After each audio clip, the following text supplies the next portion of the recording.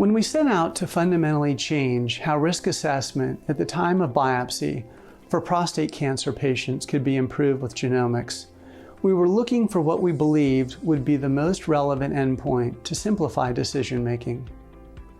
The clinical question urologists shared with us was helping understand whether their patient was harboring more aggressive disease than they could tell with the standard clinical pathologic factors. They also wanted to know how to best determine if active surveillance was a safe option back when it was not as widely accepted. And we also wanted to be able to predict long-term risk.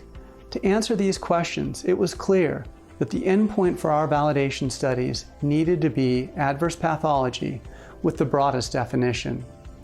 With all this in mind, we developed and validated the assay in active surveillance candidates using biopsy samples and for the relevant endpoint for this population group in this clinical decision.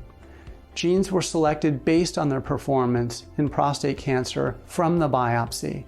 Adverse pathology remains the actionable endpoint for determining management for patients with clinically low-risk prostate cancer. The Oncotype DX GPS Assay is the only genomic test to provide both the combined risk of adverse pathology and separate risks for high-grade disease and non-organ confined disease.